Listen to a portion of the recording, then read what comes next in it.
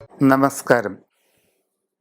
ജ്യോതിഷ പങ്ക്തിയിലേക്ക് പ്രിയപ്പെട്ട എല്ലാ പ്രേക്ഷകർക്കും ഹൃദ്യമായ സ്വാഗതം. അശ്വതി മുതൽ രേവതി വരെയുള്ള 27 നാളുകാരുടെ പൊതുവായ ചില സ്വഭാവങ്ങളും അവരുടെ ഇപ്പോഴുള്ള സമയങ്ങളുമാണ് നാം ഇന്ന് പറയുന്നത്. ഭരണി നാളുകാർ ഉറച്ച ചിന്താഗതിയുള്ളവരാണ്. വളരെ ആഴത്തിൽ പഠിച്ചു മാത്രം ഏതൊരു കാര്യത്തെപ്പറ്റിയും അവർ വിലയിരുത്തുക പതിവാണ്. അങ്ങനെ ഒരു കാര്യത്തെപ്പറ്റി ഒരു നിലപാട് അഥവാ ഒരു കാഴ്ചപ്പാട് വെച്ച് പുലർത്തിയാൽ പെട്ടെന്നൊന്നും അവരെ അതിൽ നിന്നും മാറ്റുവാനായിട്ട് ആർക്കും സാധ്യമല്ല. അടിയുറച്ച നിലപാടുകളുള്ളവരും കാഴ്ചപ്പാടുകളുള്ളവരും അതിനനുസരിച്ച് പ്രവർത്തിക്കുന്നവരുമാണ് ഭരണി നാളുകാർ.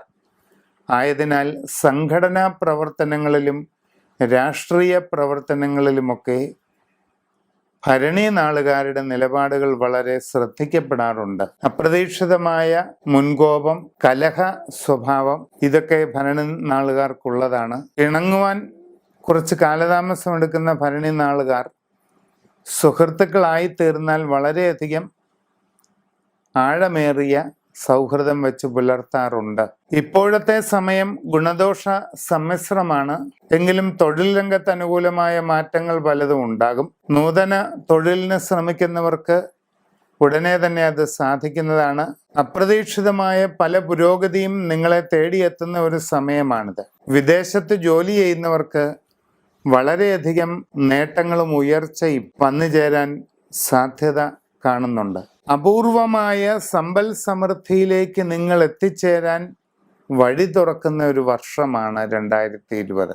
ജീവിതത്തിൽ വിപുലമായ പല സാമ്പത്തിക നേട്ടങ്ങളും കൈവരിക്കാൻ നിങ്ങൾക്ക് ഈ വർഷം സാധിക്കുന്നതാണ്. നൂതന സംരംഭങ്ങൾ അധികം താമസിയാതെ തുടങ്ങും. വളരെ ആലോചിച്ചു മാത്രം എല്ലാ കാര്യങ്ങളും ചെയ്യേണ്ട ഒരു ഘട്ടമാണ് വരുന്നത്. എല്ലാ കാര്യങ്ങളിലും അനുകൂലമായ മാറ്റങ്ങൾ ഉണ്ടാകുന്നതിനും നിങ്ങളുടെ ജാതകത്തിൽ ലയിച്ചു ചേർന്നിരിക്കുന്നതായ രാജയോഗങ്ങൾ പരിപൂർണതയിലെത്തുന്നതിനുമായി സമഗ്രമായ ഒരു രാജഗോപാല പൂജ നടത്തി രാജഗോപാല യന്ത്രം ധരിക്കുന്നത് എന്തുകൊണ്ടും വളരെ ശ്രേയസ്കരമാണ്.